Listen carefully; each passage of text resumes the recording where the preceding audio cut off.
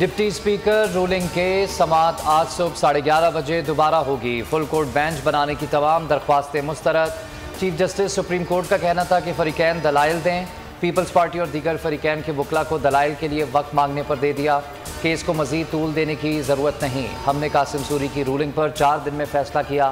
5 जजेस ने वज़ीर आज़म को घर भेजा था, तब तो आपने मिठाइयाँ बांटी, अब आप दूसरी जानिब खड़े हो गए।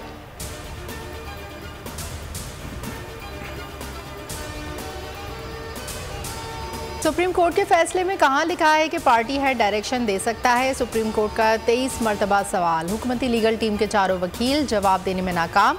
सुप्रीम कोर्ट का पंजाब के आईनी बहरान को मुस्तकिल तौर पर ख़त्म करने के लिए बड़ा फैसला करने का इंदिया।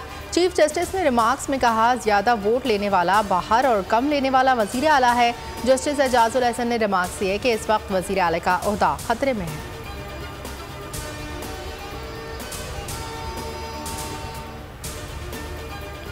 हुक्मरान इत्तेहाद के कदम उखड़ गए। मर्जी का फैसला ना आने पर अदालत से फरार। अदालती कार्रवाई का बाइकॉट। इत्तेहादी जमातें सुप्रीम कोर्ट के फैसले को मुस्तरद करती हैं।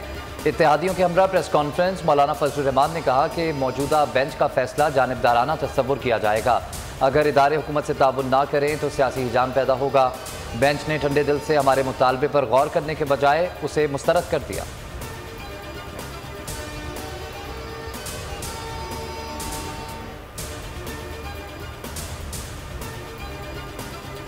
आज एग्जीक्यूटिव ने अदलिया पर हमला किया। जजेस ने बुर्दबारी और तहम्मुल से इनकी बदतमीजी को बर्दाश्त किया। तहरीक इंसाफ के रहनुमाओं की मीडिया से गुफ्तगू।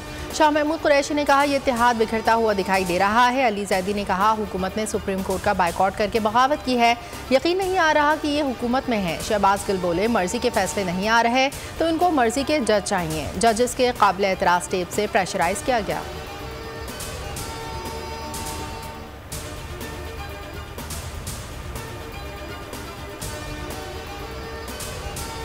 प्रेस कॉन्फ्रेंसेस में अदलिया और फौज पर हमले किए गए। उम्मीद है कि आज केस का फैसला आ जाएगा। असद उमर ने कहा कि अदालत ने हुकूमत को आखिरी मौका दिया है।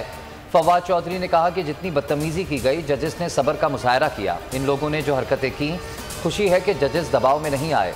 फर्रुख हबीब ने कहा कि फसादी मरियम ने हर इदारे के खिलाफ महाज खोला है। पूरी कौम की नजरें सुप्रीम कोर्ट पर लगी हैं।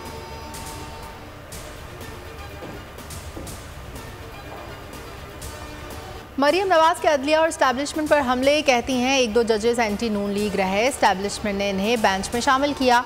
छुट्टी के रोज़ अदालत खुली, रजिस्ट्रार घर से भागा भागा आया। इदारों की तौहीन इदारों के अंदर से होती है। अदलिया की तौहीन दरअसल मुतनाज़िर फैसले करते हैं, अवाम नहीं।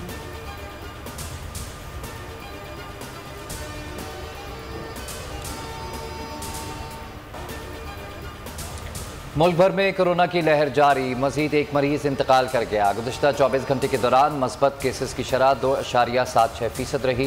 कौमी इदारा सेहत के मुताबिक 371 नए मरीज रिपोर्ट हुए।